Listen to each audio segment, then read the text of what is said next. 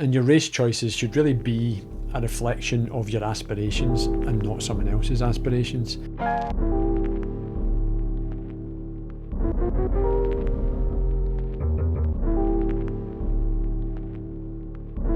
There's a feeling that too many races can lead to accumulated fatigue, and it can detract from your consistent training progress. Don't be an asshole. Stop lying to yourself and have the guts to commit 100% to one or two main goals.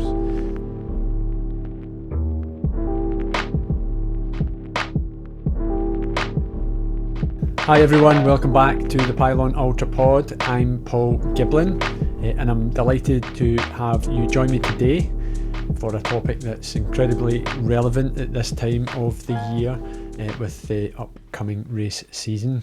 But first I wanted to take a moment really just to reflect on the amazing Beyond 10 event that we hosted on Sunday.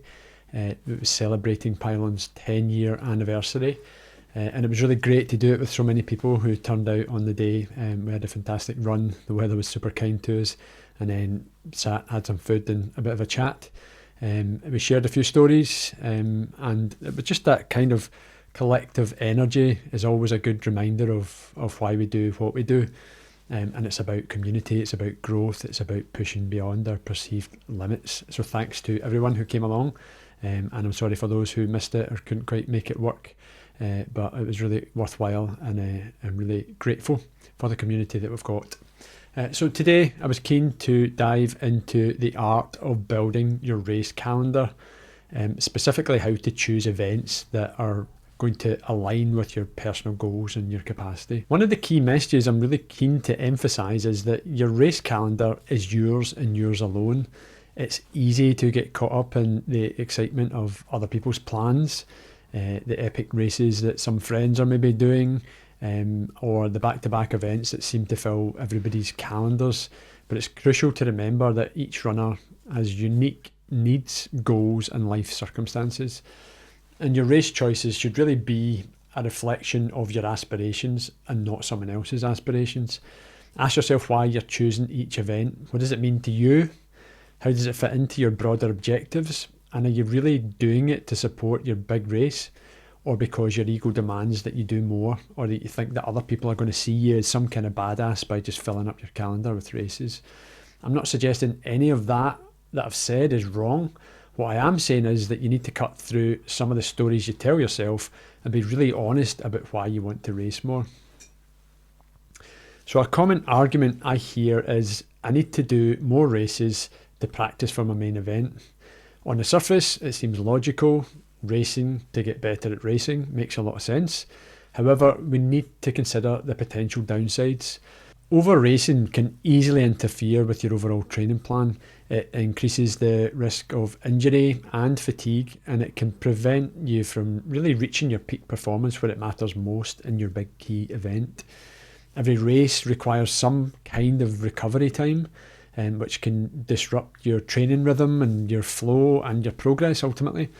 So you need to think about what's going to really appear closer to the top of a hierarchy for your big event.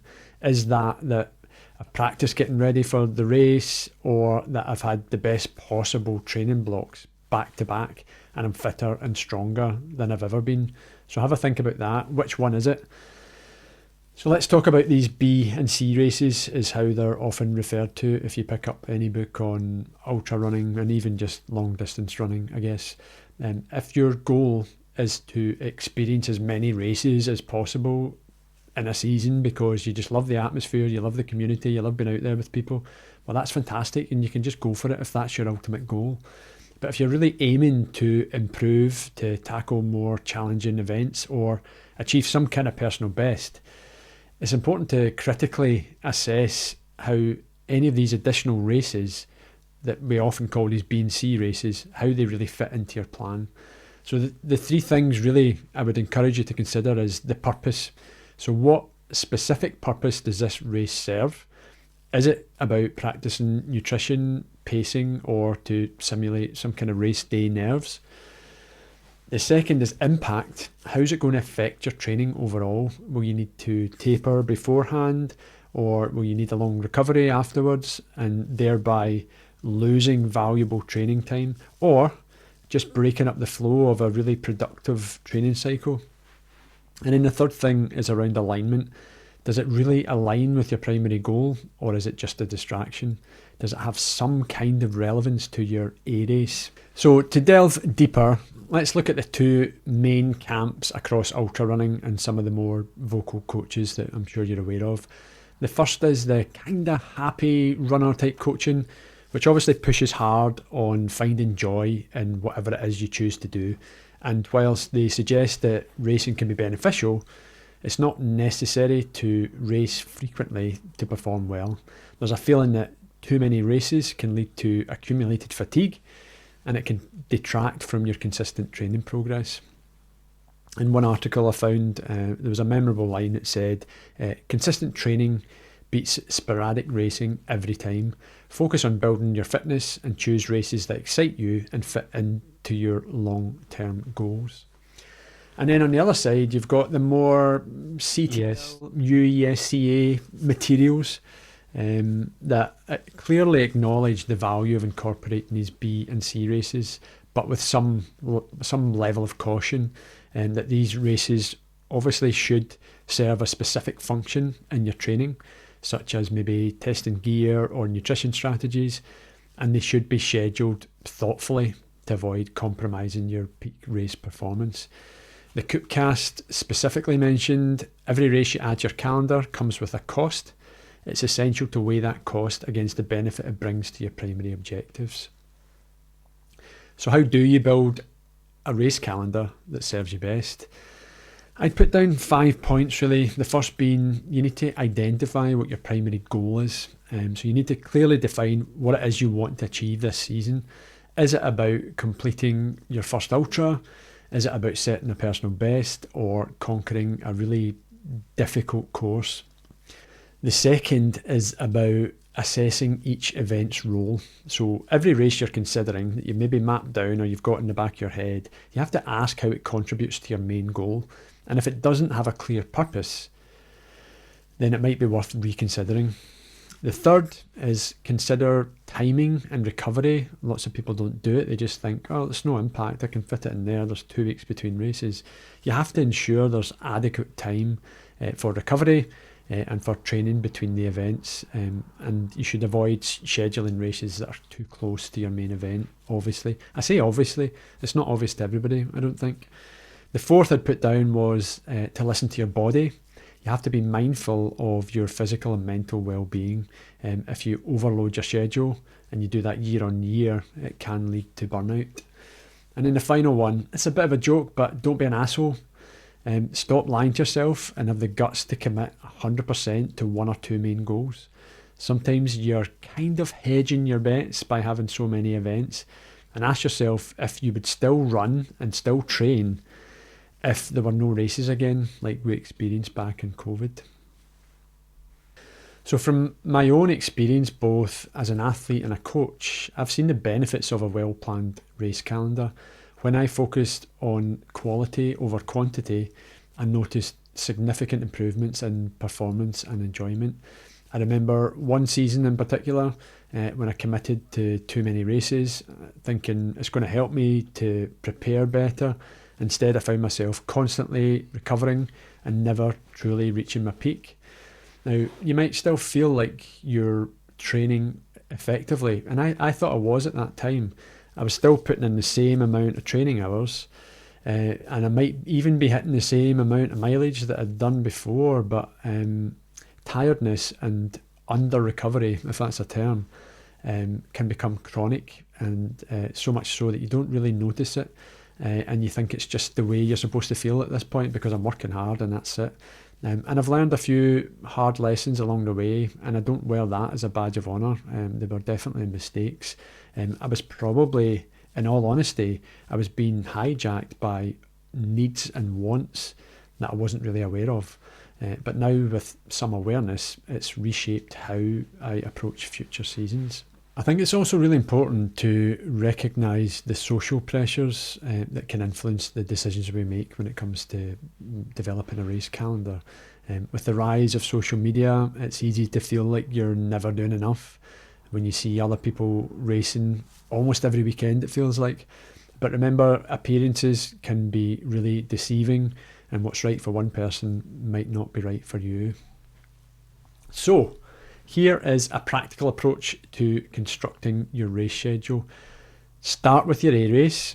So place your primary goal on the calendar and plan backwards from there.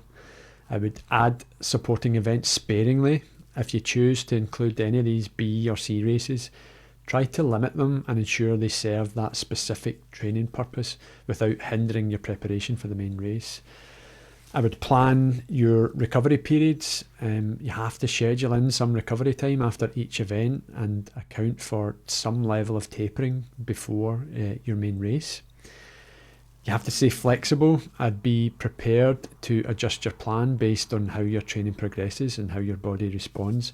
I have had some good athletes in the past who had these B and C races in, and then maybe there'd been a problem in training, maybe they'd been carrying an injury for a while, and they made a really sensible decision to say, listen, I've been really enjoying my training the last few weeks. I want to stay on this. I want to stay pushing my training rather than push myself through a race where I've got no real commitment. It's not like I'm really going out for a result in this race. So be flexible about the races that you put in and be willing to take a step back if it doesn't quite fulfill a need from a training perspective when it comes to you delivering on your ultimate training racing objective.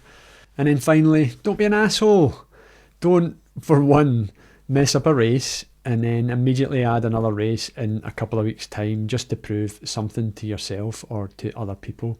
If you do choose to do it and it makes sense based on everything else that you've got to go, and you might still have this big A race still to come, but be really aware of your reasons for doing it. Sometimes that hurt and disappointment for races that don't go well, or a DNF or something like that, can really help you pack a punch into your next training block. And then ask yourself, will 2 weeks more of training, some kind of taper, going into a race that's got no guarantees, there's no guarantee it's going to go any better than the one before, and then some kind of recovery on the back, is it really going to help you if you still have a big goal you're working towards? Ultimately, your race calendar should reflect your personal journey. It's about what excites you, what challenges you, and what aligns with your life outside of running. So don't be afraid to make unconventional choices if they serve your goals, whether that's focusing solely on one big race or spreading out several events that genuinely complement your training. Grant, who's one of the coaches here at Pyllon, who I've coached for many years, he always takes this longer term view. He looks at his lifestyle, the types of races that are really energising him at the moment, and he gets really clear about the purpose of training and the types of races he's going to go and do in that year. So he doesn't get pigeonholed, and he's comfortable being more unconventional. So it might be next year I really want to do lots more shorter hill races, and once that season is out of the way, I want to get back to much longer track racing. So his journey is very, very personal to him. And many of us don't take the time to think it through and to shape what it is that we really want. We tend to do the things that we think we're good at and not necessarily the things that we actually love to do. So as you finalise your race plans for the season, I would encourage you to take a thoughtful, intentional approach. You should prioritise what matters really most to you and don't be swayed by external pressures. If you're looking for personalised guidance in building your race calendar and training plan, we do have coaching options here at Pyllon, obviously. I personally have a couple of slots left for 2025. So if you're interested, now's a good time to reach out.